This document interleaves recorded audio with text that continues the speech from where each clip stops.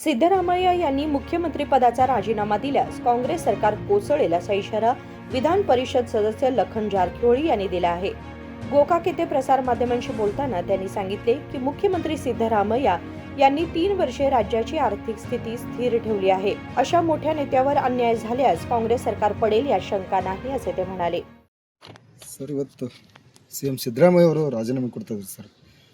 ನೋಡಿ, ಸಿದ್ದರಾಮಯ್ಯ ರಾಜೀನಾಮೆ ಕೊಟ್ಟರೆ ಕಾಂಗ್ರೆಸ್ ಪತನಕ್ಕೆ ಕಾರಣ ಆಗುತ್ತೆ, ಅಧೋಗತಿಗೆ ಅದು ಹೋಗುತ್ತದೆ. ಯಾಕಂದ್ರೆ ಸಿದ್ದರಾಮಯ್ಯ ಇರೋದ್ರಿಂದ ಈಗ 3 ವರ್ಷ ಆರ್ಥಿಕ ಪರಿಸ್ಥಿತಿ ಹಿಂಗೆ ನಿಗ್ಸ್ಕೊಂಬಂದ್ರೆ ಅವ್ರ ಯಾರಿಗೂ ಸಮಸ್ಯೆ ಆಗಲ್ದಂಗೆ ನಿಗ್ಸ್ಕೊಂಬಂದರು.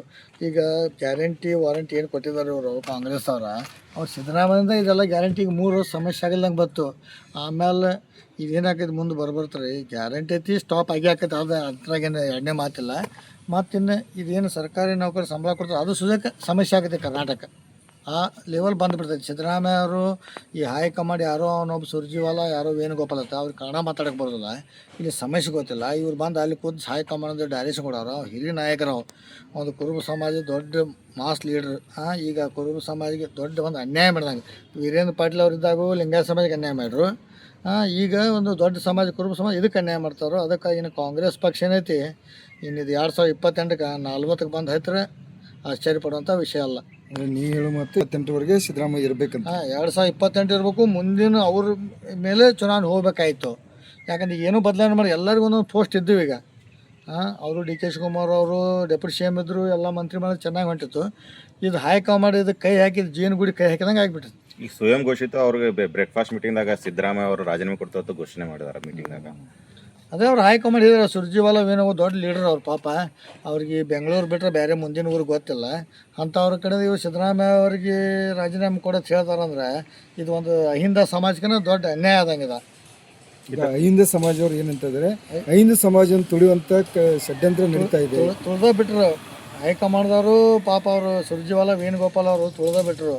ಯಾಕಂದ್ರೆ ಅವರು ವೇಣುಗೋಪಾಲ್ ಅಲ್ಲಿ ಕೇಳಕ್ಕೆ CM ಆಗ್ಲತ್ತೇಳಿ ಪಾಪ ಇಲ್ಲಿ ಅವ್ರಿಗೆ ಬೇಜಾರಾಗಿತ್ತು ಅಂತ ಇಲ್ಲಿ ಬಂದು ಇದನ್ನೆಲ್ಲ ಕರ್ನಾಟಕ ಕೆಡಿಸಿ ಸತ್ಯಾನಾಶ ಮಾಡಿ ಹೋಗಿಬಿಟ್ರು. ಸಿದ್ದರಾಮಯ್ಯ ಅವರು ಕುರುಬ ಸಮಾಜ ಆಯ್ತು, ಅಹಿಂದ ಸಮಾಜ ಆಯ್ತು, ಇದನ್ನು ಈಗೇನು ಕಣ್ಣೀರು ಹಾಕ್ಸತ್ತಾರೋ ಈ ಕಣ್ಣೀರು ಏನೈತೆ ಆಮೇಲೆ ಜ್ವಾಲಾಮುಖಿಯಾಗಿ 2028ಕ್ಕೆ ಸ್ಫೋಟ ಆಗುತ್ತೆ. ಈ ಥರ ಬೆನಿಫಿಟ್ BJP ಅವರು ತಗೋತಾರೆ 100%.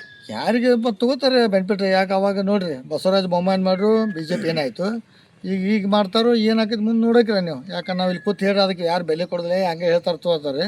ಅದು 2028ಕ್ಕೆ ಗೊತ್ತಾಗತ್ತೆ. ಯಾಕೆ ಈ ಬಾಗಲಕೋಟೆ ಇಲೆಕ್ಷನ್ ಆಯ್ತು, ನಮ್ಮ ದಾವಣಗೆರೆ ಎಲೆಕ್ಷನ್ ಆಯ್ತು, ಅಹಿಂದ ಮತಗಳು ಕೈ ಹಿಡಿದು ಅವಾಗ ಎಲ್ಲ ಏನು ಭಾಳ ಎಲ್ಲ ಚೆನ್ನಾಗಿ ಕ್ಯಾನ್ವಾಸ್ಗೆ ಹೋದ್ರಲ್ಲಿ ಹೇಳ್ರಿ ಎಲ್ಲರೂ ಕೈ ಕೊಟ್ಟರು. ಇವರಿಂದನೇ ಬಂದರು.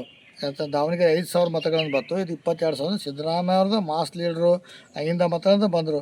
ಅದಕ್ಕಾಗಿ ಎಲ್ಲ ಜನ ಇದನ್ನು ಸೀರಿಯಸ್ ಆಗಿ ತೊಗೊಂಡು ಸಿದ್ದರಾಮಯ್ಯ ಏನು ಅನ್ಯಾಯ ಆಗಿದೆ ಇದ್ರ ಬಗ್ಗೆ ತಕ್ಕ ಉತ್ತರ ಕೊಡಬೇಕು. ಪಕ್ಷಕ್ಕೆ ಒಂದು ಏನು ಸಂದೇಶ ಕೊಡ್ತೀರಾ ನೀವು? ನೋಡಿರಿ, ಕಾಂಗ್ರೆಸ್ ಪಕ್ಷ BJP ಅವ್ರ ತಪ್ಪನಂದರೆ ಸರ್ಕಾರ ಬಂದಿತ್ತದು. ಸಿದ್ದರಾಮಯ್ಯ ನೇತೃತ್ವದಲ್ಲಿ ಅಹಿಂದ ನೇತೃತ್ವದಲ್ಲಿ ಮತ ತೊಗೊಂಡು ಗೆದ್ದು ಬಂದಿದ್ದರು. ಈಗ ಇವ್ರು ಅಹಿಂದಕ್ಕೇ ಮೋಸ ಮಾಡ್ರು ಮತ್ತು ಸಿದ್ದರಾಮಯ್ಯ ಮೋಸ ಮಾಡ್ರು.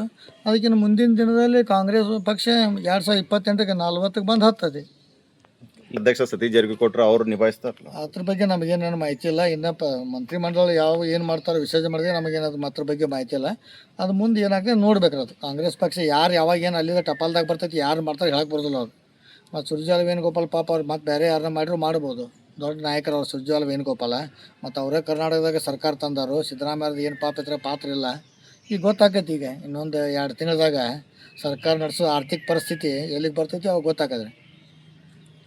सिद्धरामय्या यांच्या नेतृत्वाखाली सरकार सुरळीत चालू होते. सर्व नेत्यांना जबाबदाऱ्या देण्यात आल्या होत्या. मात्र आता मुख्यमंत्री बदलण्याचा निर्णय घेऊन काँग्रेस हायकमांडने मधमाशांच्या पोळ्यामध्ये हात घातला आहे असे त्यांनी सांगितले. राशेकर हिरेमठ, KMM मराठी, बेळगाव.